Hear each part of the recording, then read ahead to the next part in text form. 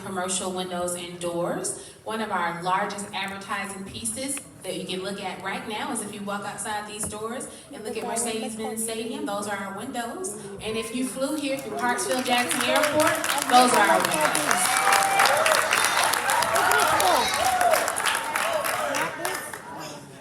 Good afternoon, everyone. My name is Dr. Justin Michael Lee Sr. I'm the Chief Financial Officer of JM Lee Construction. We are a full-service construction company here based in Decatur, Georgia.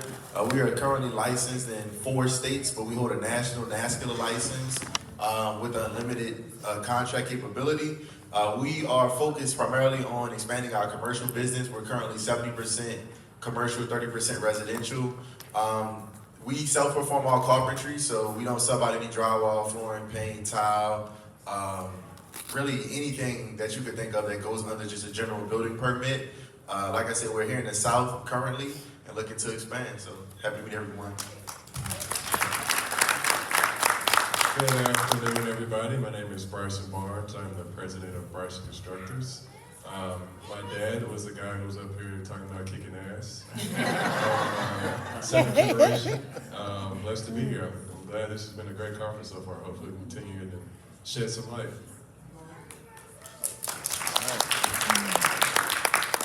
Good morning, my name is Marcus Mackey. I am the founder and CEO of Verity Construction Company based in Orlando, Florida. We are a construction management, project management, and general contracting company. We focus on commercial, healthcare, and multifamily. We do stuff at Disney, Universal, we build schools, and so we're just happy to be here, and I thank NAMC for providing the opportunity.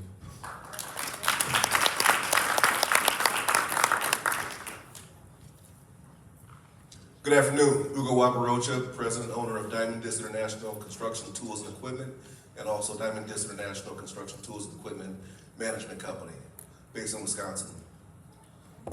Great. Thank you to my great panelists. And for you all who don't know, I'm Maury Russell. I'm not in the construction space, I'm actually in the airport concession space. If Bryson asked me to do something, I'm showing up. So he told me to come and I'm here. And I'm excited about this conversation, really focused on the emerging leaders. And I love that NAMC, I want to thank NAMC for putting this on. And thank you all for ending with the future. I'm going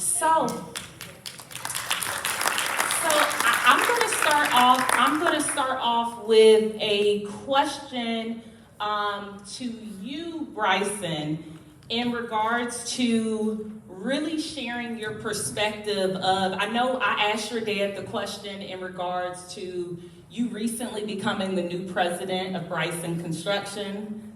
Super proud of you. So tell us a little bit about that transition and kind of how you see yourself implementing, you know, just things that you know as a young professional into y'all's company. Oh man, how did I get here? I like to call it, I was baptized by fire. My dad, he instilled in me very early that nothing is going to be handed over to me. Just because a company was named after me, that did not mean squat. I had to, like Dave said, like Mike said, I had to earn the respect of our employees. My very first job, I was either 13 or 14. My dad broke all type of child labor laws. I was out there, I was a composite cleanup person. And in construction, you guys know that. I mean, I'm picking up trash. I'm sweeping up the floor. I'm following behind the drywall guys and cleaning up mud. I made good money. It was $15 an hour back then when you're 14. I was just spending at the movies and, you know, random things and clothes. But I got the opportunity to shadow some key members in our team, and they saw me actually putting in the work. So you have to gain the respect of your employees, no matter what line of business you're in. I think that was key and paramount. Once I did that, I was able to implement some of the things that I had learned along the way. I saw my dad have success. I saw him hit his head on some doorways. So I don't have to walk through those doors. I know how to navigate. I know when to duck. I think that we as young entrepreneurs have a lot to add to this industry, and people who are willing to listen, if you guys would listen, and you are listening because you're in here literally listening to us right now, we can and we are the future. For every 5 people that leave this industry, there's only 1 that comes back in. That is a literal fact and a statistic. So pouring into the next generation, whether that's with organizations like NAMC and Westside Works and Construction Ready and Weissers, and that is the best investment that us as general contractors and AEC folks, architects, engineers, and consultants can do, is to pour back into the next generation and to actually listen, because we are the future, whether y'all like it or not. Okay then. Listen, Kelsey, I have a pleasure of just meeting you, but I have heard some amazing things about your father, Mr. Arthur Queens. I just want us to give it up for him. Because what I've heard is we probably wouldn't even be here today if it wasn't for Mr. Queens.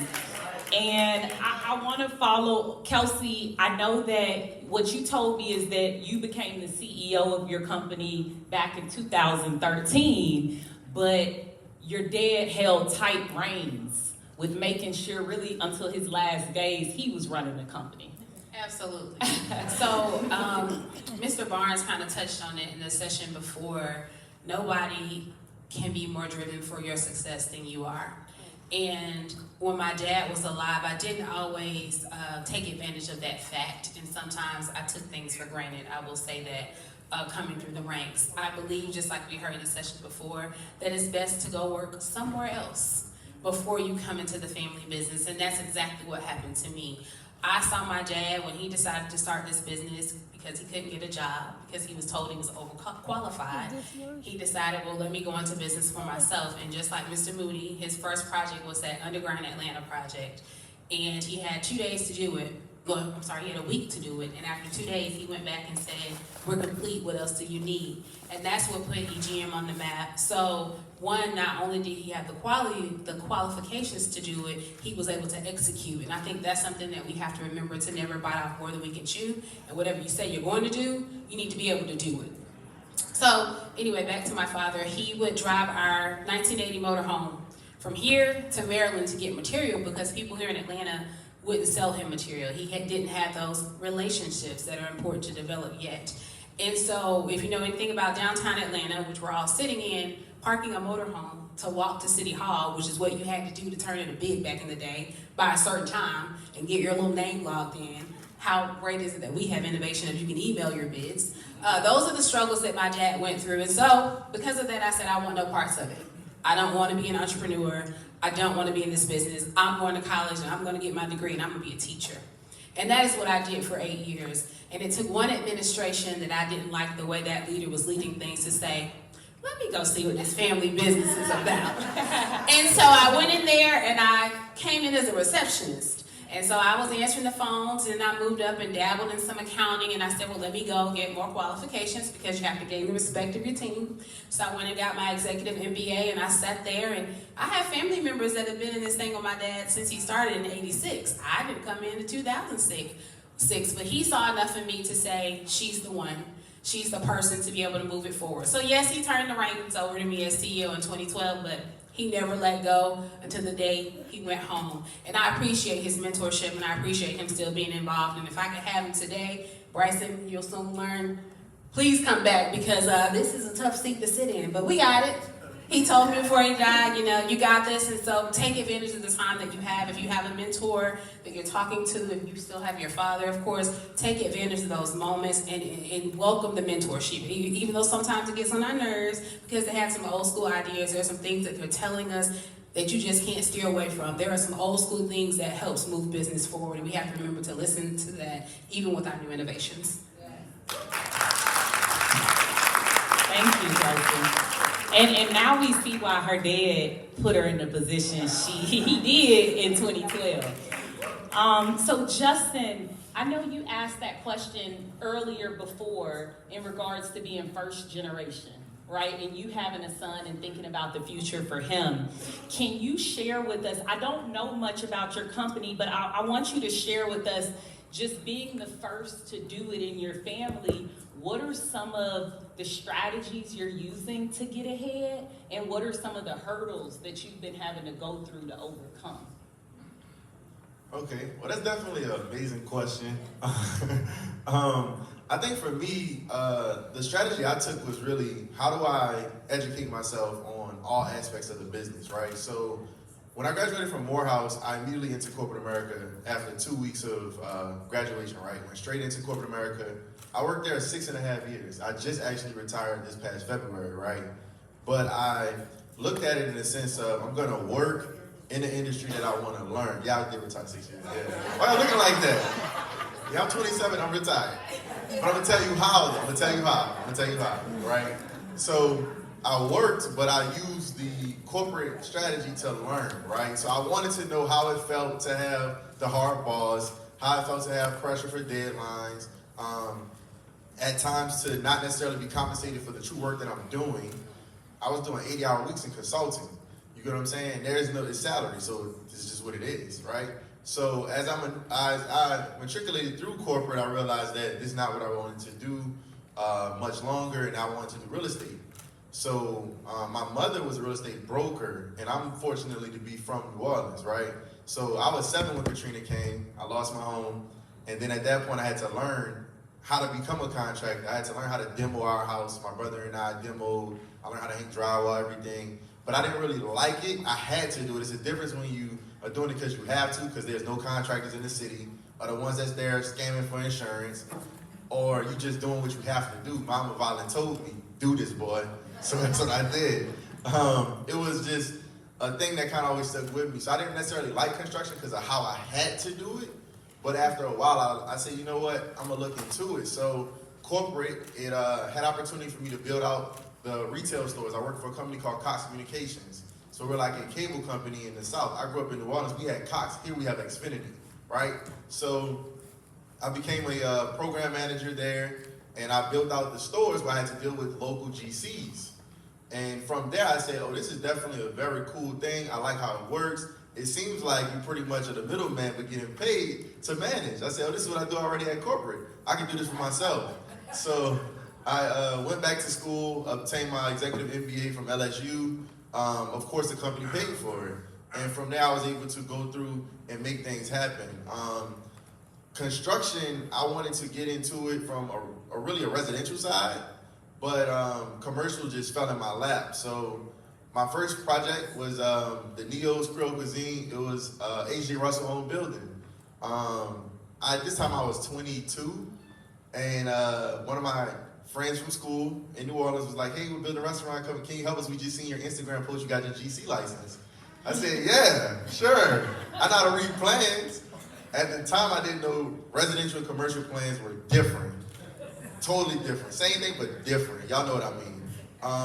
So at that point, I realized that I needed help, right? So the strategy I utilized was, well, who can I count on the most? My family.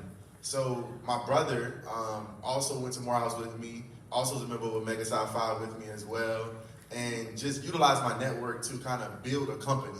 So we all then said we're going to deploy to get different licenses. I had to get GC, he went got real estate broker, one cousin insurance, one cousin mortgage, and so on and so forth. So we kind of built the team like that to kind of help us excel. And they kind of just trusted me as the baby, literally, with the vision to follow. You know what I mean? So that's really what we did. We kind of got together. We have a family business. We built the headquarters out in Decatur a year ago, and it's been going great. I love that. And I love that you're mentioning, like, even though, because I feel like as young professionals, we just want to go do it. Like, we might not know how to do it, but we still want to go. But it is an importance of our past and the people that we have to lean on to get us ahead. So, Marcus, I see that you're coming from Orlando, right? Give it up for Orlando. Can you tell us a little bit about how past generations or generations ahead of you have guided you in the practices that you're working through today in your business? Yeah, absolutely. Construction generally is difficult, and I grew up in the trades. I have a different story. I don't have any degrees. I tried to be a teacher, and I was like, no, this ain't for me. They put me in one of those where you teach, like a student teacher thing, and I saw those bad kids, and I was like, this ain't for me. And so I got married young. I got married to my high school sweetheart, Danielle, who's here with me. And we've been married since, we got married at 19. And so a brother needed a job. And there was no other jobs at the time. This is during the recovery, 09, 08, 09, 2010. And the only jobs that was available was construction. And so I started being a concrete laborer and worked my way up. And for a long story, we are in Orlando, and in a short time, and I don't say this braggingly, but we have become one of the larger minority general contractors there. And to your question, it is important for younger generations, our ages, to heed and listen and take heed to the older generation. And I have been blessed that some of the older generations in Orlando have looked out for us, who have spoken on our behalf, and who has paved the way, who's helped us with JV opportunities, how to structure it, right? Because during this time, there's certain things that we know and there's certain things that we don't know. Like I said, I'm first generation, so I don't have an uncle or aunt or dad to call on, and I thank God for Brother Bryson, who I can say, well, what would your dad do, right? But I think it's being humble enough to say what you don't know.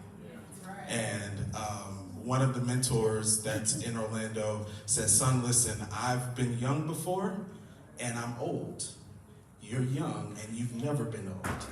And so I've been where you are, and I am where you're trying to go. And that has really stuck with me. And so I'm really big in mentorship. I have several mentors in my life, and I pull on as much as I can from them. I take them to lunch, I go with a notepad, and I get all the answers that I need. And so that has really helped us with success. I mean, because anybody can do construction, right? But it's how you structure your business, how you cater, how you do what you say you're gonna do, how your reputation is. All of that cannot be taught with hammers and how well you put a submittal in. Anybody can put a submittal in. But do you show up to the meeting on time? Do you present yourself well? And these are the things that the younger generation needs to know. And I thank God for a lot of the older people, even in NAMC, Mr. Stimley and Mr. Ellis have just wrapped their arms around younger generations. And so we appreciate that.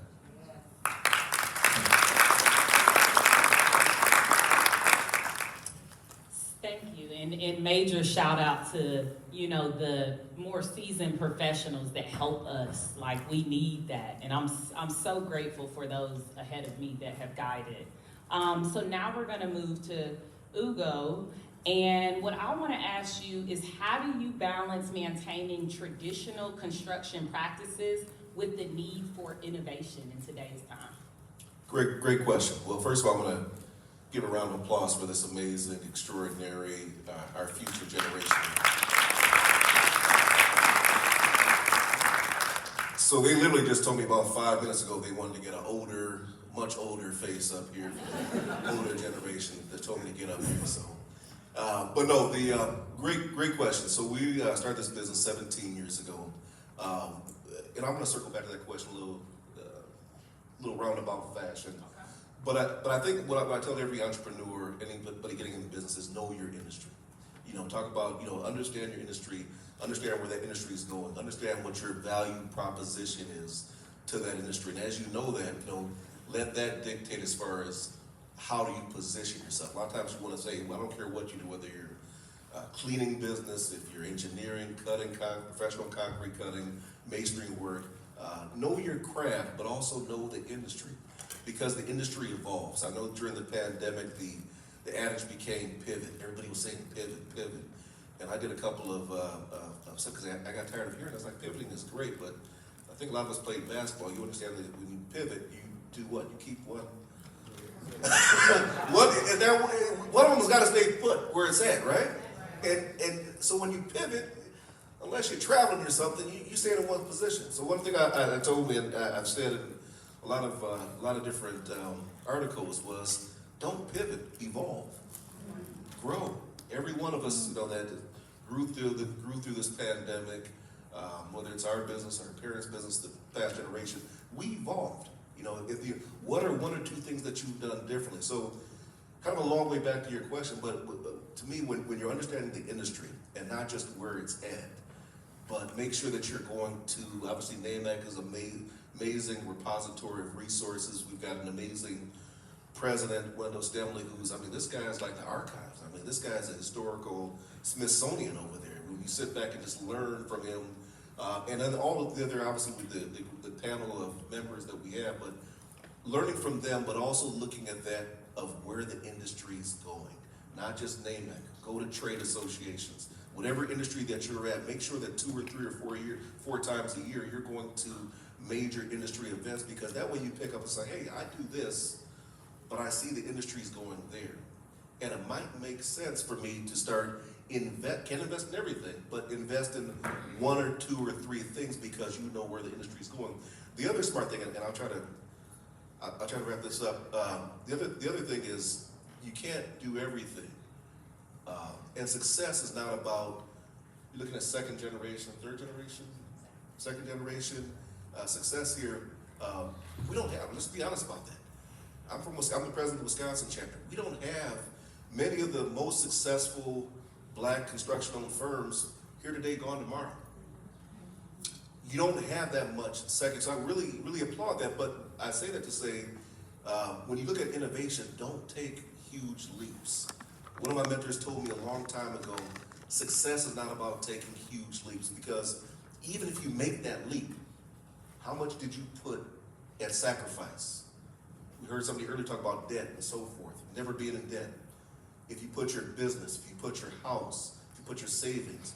He said success is about taking small steps in the right direction consistently over a long period of time. That's true success, because now you're making success and progress, but you're also putting very little at risk. So when you're looking at innovation, know the industry, know where the industry is going, make small steps, not large steps, and keep doing it consistently over a long period of time. Thank you. Okay, I'm going to get into some of really the final questions, and this question is for Bryson and Kelsey to answer. Tell me, how do you all deal, if you do, with the pressure of, wanting to fill the shoes that were ahead of you?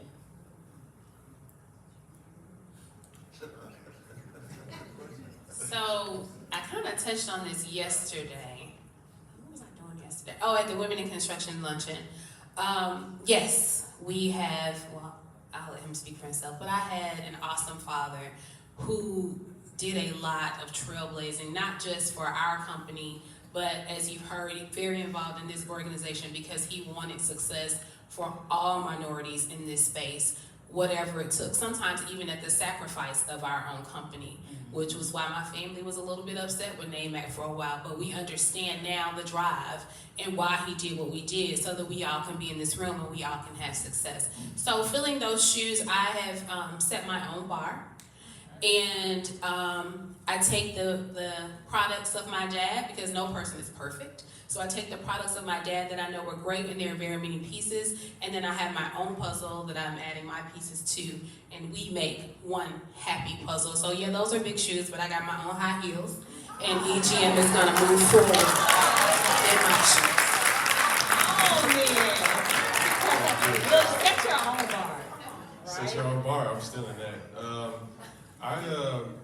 I was fortunate enough to grow up with a titan of industry in my house, and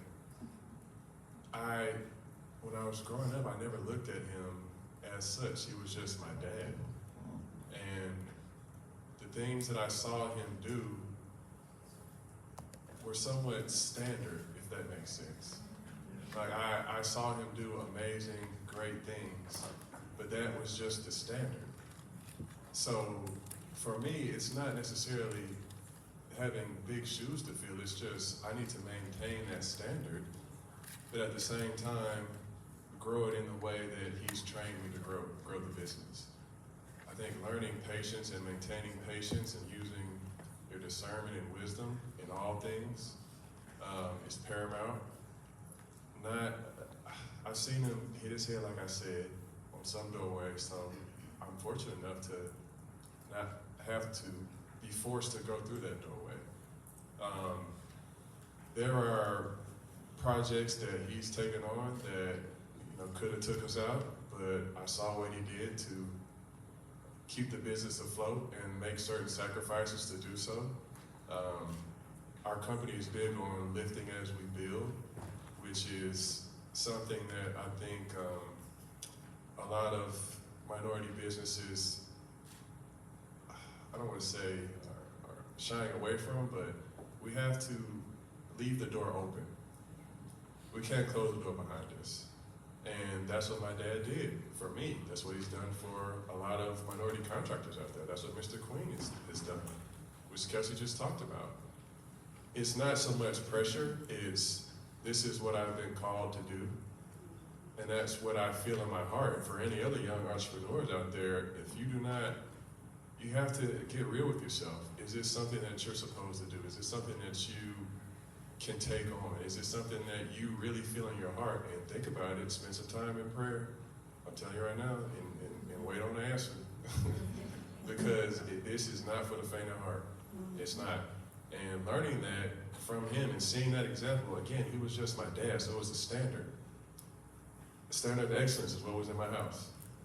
So I'm maintaining that. Thank God I don't have to reinvent the wheel, but I want to keep this ball rolling. And it's a legacy thing for me. It's a legacy thing. If we can say that we helped out the electrical contractor from Macon, Georgia, get bonding and open up a new shop in Columbus or Atlanta or Decatur, that's a legacy. That's the legacy right there. It's not about putting money in your pocket.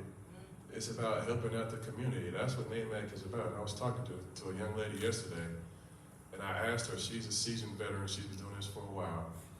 She said, I've seen people come and I've seen people go. And I said, okay, I try to soak up game when I can. Give me a quick answer to the difference. She said, the people that stay are the people who leave the door open.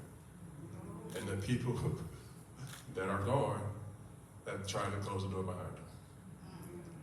Ernest said something the first day we were here, and I had no idea. Eckert Electrical Company, one of the largest electrical companies that I've seen growing up, went out of business a couple years ago.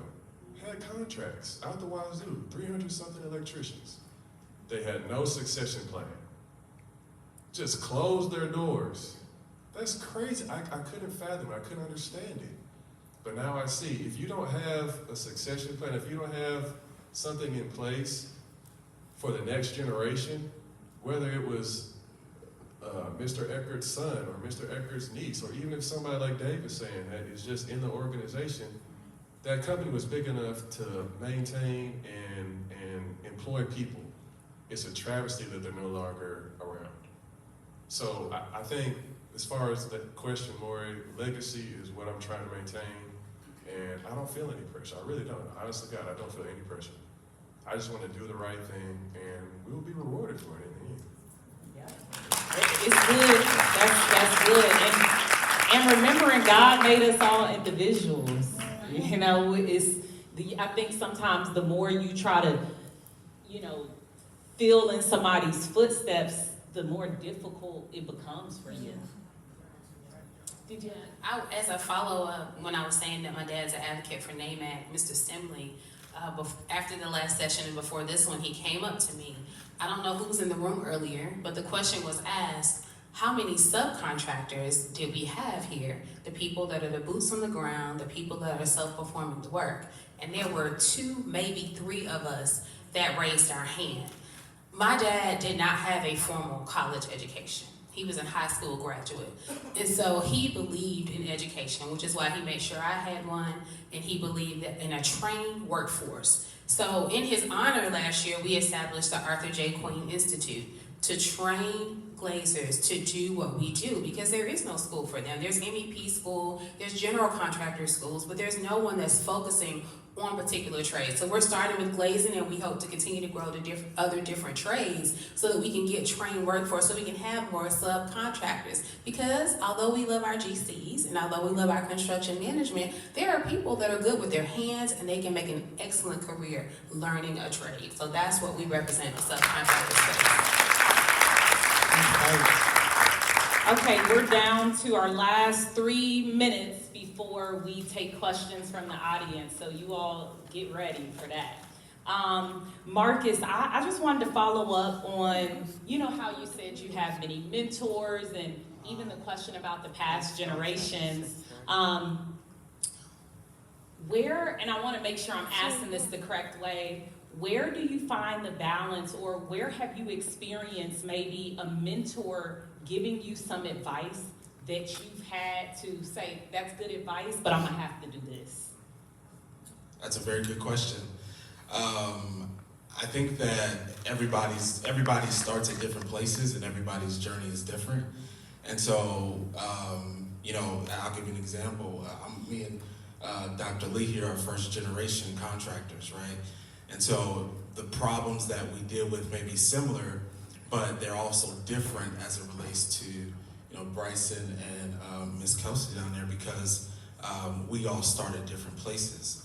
And so I think it's important to know where you're at and where you're starting and what you have, what your needs are, that you can take advice, right? So, you know, everybody knows the saying is chew the meat and spit out the bones, right? So, you know, so when people say things to you or you get advice from older people, you know, everybody, so the question, I guess the answer is everybody starts from different places. And because everybody starts from different places, their perspective is different, you know?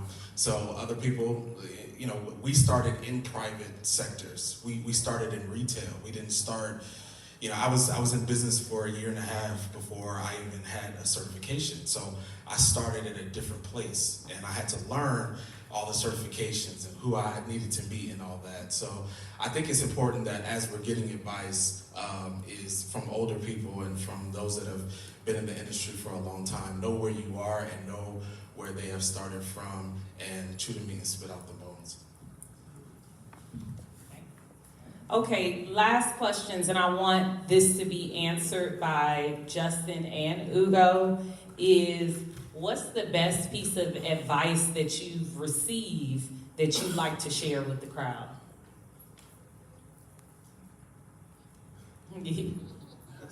It should be at the top of, you know, it's something you live by. He's deferred to the elder statesman at the table. I've received so much great advice, and even your last question was a great question. So to me, I'm gonna answer this in a roundabout fashion again. I think the key thing for me is the respect. You know, there's so many mentors, there's so many people that I've been very fortunate to have in the circle, because you have to have that circle. You know, obviously you have your close family, but then in business you have your business executives, you have your business owners, entrepreneurs, consultants, lawyers. I always say my CPA has been, I've been through tons of attorneys, but my CPA has been with me from the very beginning. Just a great business CPA, and the advice that he's given me through the years has been amazing, and so the mentors. So I'm not going to answer the question because I've got so many of them, but I will say that my advice is this. One thing my consultant once told me is, when you get that trusted circle, and you're going to get more, whether it's elder business people or elder mentors, he said, when I first became a business owner, tons of people are going to give you advice. And he said, everyone's going to give me, he said, but you already have a tight circle, so a lot of the stuff that they're going to tell you, you've already heard. But he said, the natural knee-jerk reaction is going to say, hey, I know that already. You know, so, he said, don't do that. Don't do that. Let them go ahead and give you the information. He said, 2 reasons. The first reason is, the first 2 or 3 things that they may say, they may be trying to get to that 3rd or 4th thing. That's going to be the real good insight. And if you always stop them at the 1st or 2nd thing, they're going to stop giving you advice, and you'll never hear that 3rd or 4th thing. So don't stop them. Let them talk, let them listen, whatever else. And then last but not least is, more importantly, is the respect. You know, that now that they know that you respect the information that they give to them. Whether or not, as a business owner, at the end of the day, you make that decision. Every now and then, my wife's the boss. Be 21 years in the September 13th. Every now and then I may disagree, we may go a different direction as far as that. But either way, whether it's a business, whether it's personal, whether it's all communication, all relationships, it's based on the respect. So to me, having people where you trust their advice, whether or not you agree or disagree, you know, you go in a different direction. I think the most important thing is to say, man, I respect and trust your advice. I respect your input. And make sure that you continue to have those people that you bounce ideas off of, because even if you make a different direction or a different choice, you already have the contrast and the background information that they gave to you, and you understand some of the risk that may be associated with it. We're going to wrap up with you, Justin, before we get into questions from the audience. Okay, so that's definitely a tough one to follow because I had similar sentiments. But I would say for me, my greatest advice came from my mother and my grandmother. I would say more specifically my grandmother. She was born in 1933, so she didn't really have the opportunity to go to school. She was a stay-at-home mom because my grandfather was in the Navy, right? So what she did do was instill education to us and kind of taught me that whatever it is that you do, you don't have to do a doctor, you don't have to be a lawyer, but whatever it is that you do, be the best at it, right? And if there's an opportunity, go after it. So education was kind of heavily pushed on me, so I stayed in school, right? I just got my doctorate this past June, and it was because she kind of pushed in me that if there's an opportunity, don't let there ever be a ceiling for you, right? So I truly didn't believe that like there was a ceiling for anything that you can and can't do, and that kind of pushed me throughout life to really look at it like if someone else is doing it, how they said earlier, there's no billion-dollar company. Well, my goal is I'm gonna be that billion-dollar company. I'm telling y'all, you know what I'm saying? So that was real that she instilled that in me, and my mom was always very supportive with me and kind of pushed me into those proper spaces to really cultivate that energy, because it's one thing to dream, but you have to work. Dreams don't work unless you do. You know what I mean? So that's really how I kind of cultivated myself and pushed and got in places like here with Mr. Ernest, who really, like I give all my success in construction to Mr. Ernest Ellis. Like he's taken me under the wing completely, and I really respect and appreciate that because I had no idea about a bond, about any insurance, about a pay app. I'm like, what is it? What? A pay what? Send me a check. You're like, oh, you gotta do a pay app. All right, cool. You know what I mean? Like just a full thought in the process of everything. And I think that mentorship is like really the realest part in everything that we do. So I always took with that and kind of instilled that whatever it is that I want to do to continue to do, and anybody that I encounter that say they want to do this or want to do the engineer or contractor, I sit in the room and tell them, go do it. I've sat in and had several conversations with people and said, just go do it. Like, what you waiting for? If it takes 4 times, keep going, because the license is going to say GC. It's not going to say 4 times. It's not going to say 60%, 70%. It's going to say GC.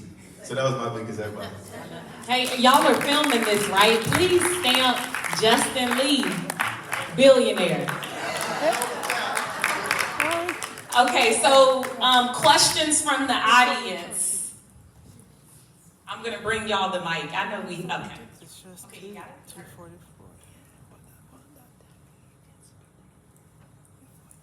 Thank you. First and foremost, I am so glad we are recording this because the story of this mosaic of folks in this panel, I think, is truly inspiring.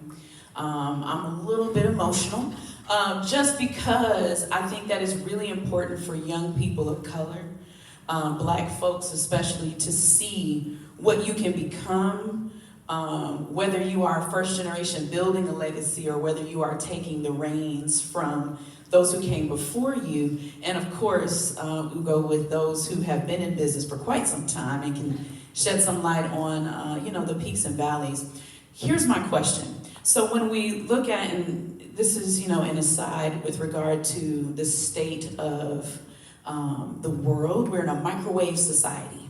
And everything that each of you all have said, and of course, Maury, we cannot negate the fact that you too understand the nature of growing a business and sustaining a business, what do you say to young people who are not quite clear about the time that it takes, the investment of effort and resource to do what you have done? Because we all know that there is a shortage, and it's going to be up to the people in this space to continue these legacies, because we've talked about it before, you can't do it yourself. So when you're talking to young people, how do you encourage them to stay the course, to find it first of all, and then to stay the course in order to be business owners who then employ other people? Because I think ultimately that has to be our goal, right? Because that's how we have the biggest impact economically. I'll start that off. That's a good question, Kelly. I think we have to meet the young folks where they are and where they're at. We need to go out to these middle schools and these high schools and educate them on what it takes to be successful, not just in this industry, but in business. And that turns into life principles as well at the same time. I'm sure that my dad and Mike Russell and Dave Moody and Dom, they were frustrated with me and Kelsey and Justin and Maury the same way that we're frustrated with this TikTok generation.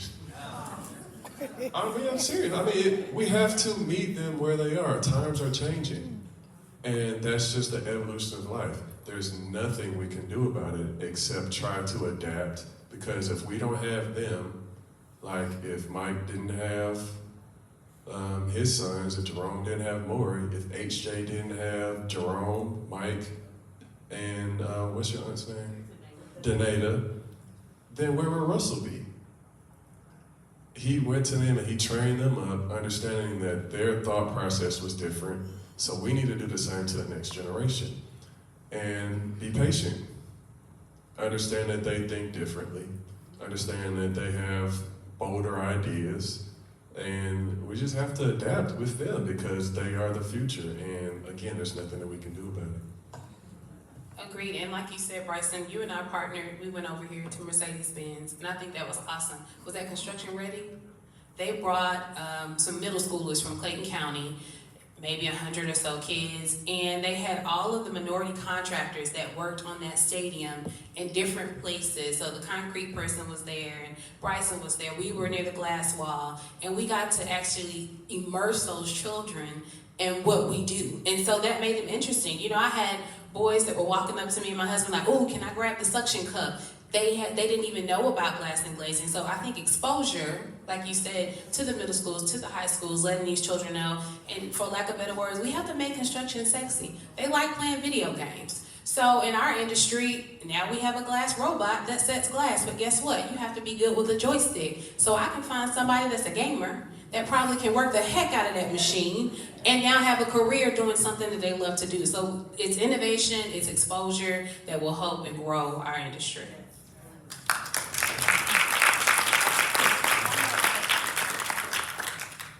One other question?